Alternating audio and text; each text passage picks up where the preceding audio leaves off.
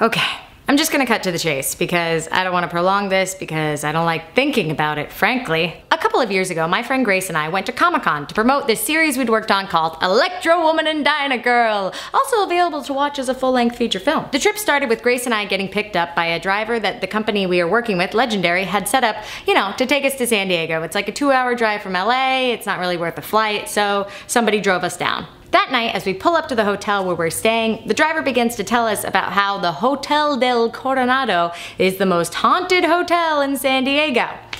Now, Grace and I both are really into ghost shit, so this was fun and scary to hear about. I personally have had a myriad of ghostly paranormal-esque encounters, which I'll tell you guys about another day, because this one is just, it deserves its own little place and time. So we check into the hotel, we sleep. Yeah, the hotel looks a little creepy, but there's not much to make of it. And we have a full day of doing Comic-Con in the morning. So we high five and go to bed. That morning, I wake up and get dressed, putting on these sunglasses that I had just gotten and were super, super rad and proud of. These sunglasses weren't really anything special. I was excited about them because they were Ray-Bans with like the gold rim and the black frame. Pretty standard looking stuff. Then we do Comic-Con. We do a bunch of interviews throughout the day, moving from location to location, and somehow in the midst of all of that, at the very end of the day, I realized that I've lost my glasses. Maybe I'd left them after a photo shoot or in one of the conference rooms. I don't really know. But what I do know is that I, for a fact, had my sunglasses with me that whole day. As you can see in this picture here, that's them. Those are my sunglasses. They're with me there in San Diego. Hey! Legendary is super freaked out because they don't want me being unhappy as talent. I really don't care so much, but they go and they look and they're searching everywhere and it becomes this big thing and they're like, we can't find your sunglasses. And I'm like, that is okay. We go out to the parties that night, hang out in San Diego, etc., come back, sleep, wake up, and head back to LA. The next morning, Grace is kind enough to let me borrow her sunglasses as we make our way up in a new car with a new driver heading back to our respective homes. We get home, I wave bye to Grace and the driver, I drop my stuff off inside and get in my car to run errands. As I sit in my car, I think to myself, oh, okay, maybe I've got a spare. Maybe I've got an extra pair of like aviators or something up in the little sunglasses compartment. So I go and I tap it.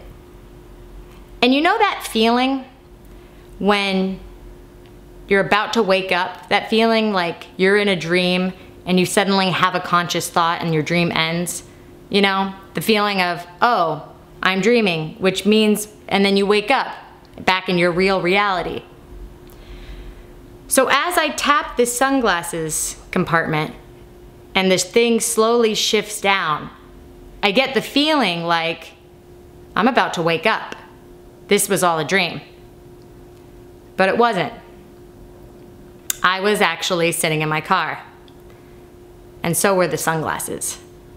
Now I know this may not seem like really freaky and scary to you if you're expecting some sort of like headless creature or scary noise or a vision of doom and gloom, etc. But the reality is that those sunglasses were in San Diego and I hadn't been in my car in 3 days. And I know for a fact that they were in San Diego because I have photographic evidence of it. So how did they get to the car? And I know what you're thinking. Oh, it was a different pair of sunglasses Hannah just forgot. I didn't own Ray-Bans. I didn't own other sunglasses. I just owned that one pair. Or maybe someone put them in your car for you while you were in San Diego. So that doesn't work on 2 levels. One, the sunglasses were with me in San Diego, as were my keys to my car. The only set of keys that exist for my car. So unless Legendary worked some super duper magic and somehow got to my home ahead of me and broke into my car and put the sunglasses in there, which doesn't really work out, like why wouldn't they just tell me? So I texted Grace and I said, I just found my sunglasses. And she was like, oh dude, where? Thinking I had found them in my bag or my backpack or something. And then I wrote back, in my car. And she was like, shut the fuck up. Anyway, so that's the freakiest thing that's ever happened to me because that really happened. Every moment of that was real and I still don't have an explanation for it. Anyway guys, that's the scariest thing that's ever happened to me. What is a scary thing that has happened to you? Have you had an object suddenly reappear? I don't know. Leave a comment in the comments below and let me know so I can find some solace in our solidarity, man.